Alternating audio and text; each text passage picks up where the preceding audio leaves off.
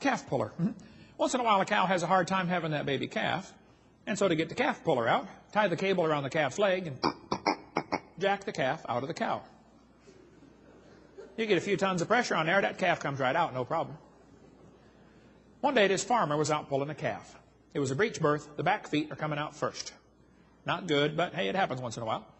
And so the farmer had the calf puller out there, and he's pulling the calf out of the cow, and a city fellow stopped his car to see what on earth is going on. And the farmer said, "Hey, you ever seen anything like this before?"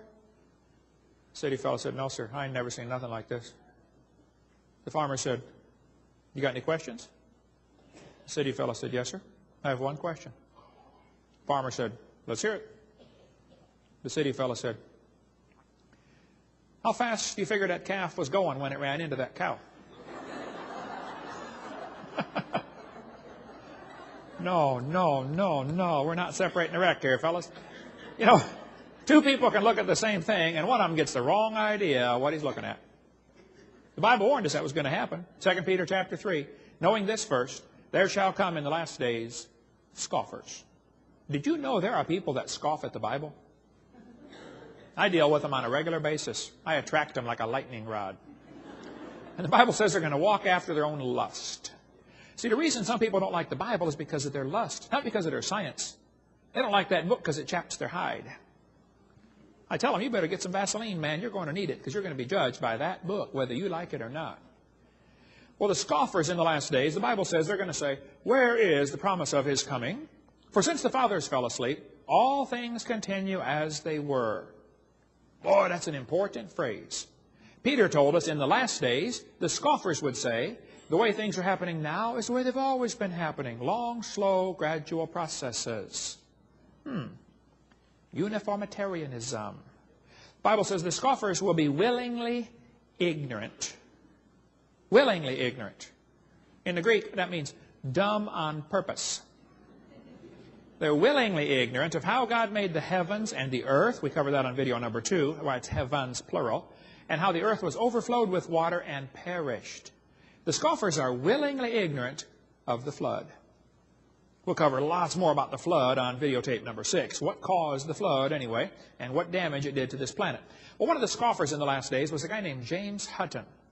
James Hutton lived in the late 1700s, and he wrote a book and said the earth is much older than everybody thinks. Now, you need to understand, during James Hutton's lifetime, most people believed the Bible, and most people thought the earth was about 6,000 years old. But this was also a time of many revolutions. We had the American Revolution, the French Revolution, the Spanish, the Polish, the German. Everybody's getting rid of the king and establishing democracies. Well, whether that's good or bad is another subject, but the fact is the Bible says to honor the king, and some people thought the Bible was an obstacle to their political objectives. And so they wanted to discredit the Bible. So back when everybody thought the earth was a few thousand years old, James Hutton came along and said it's millions of years old. He was one of the first guys in the Western world to come across this idea and say, oh, wow, maybe the earth is real old. James Hutton developed an idea called uniformitarianism. The present is the key to the past. In other words, the way things are happening now is the way they've always been happening. Just like Peter prophesied these guys would come. Well, I think the Bible is the only perfect key to the past, but that's another story. The fact is, James Hutton's book that he wrote had a very strong influence on a young lawyer from Scotland. The lawyer's name was Charles Lyell. Charles Lyell, the lawyer, hated the Bible. Somebody calculated one time that if all the lawyers in the world were laid end to end around the equator, we would all be better off. In 1830, Charles Lyell wrote this book right here, Principles of Geology.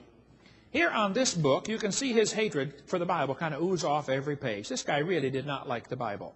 He kept referring to it as ancient doctrines. You know, you're outdated if you believe the Bible. He talked about those people who have religious prejudices because they believe the Bible. He said, men of superior talent who thought for themselves and were not blinded by authority.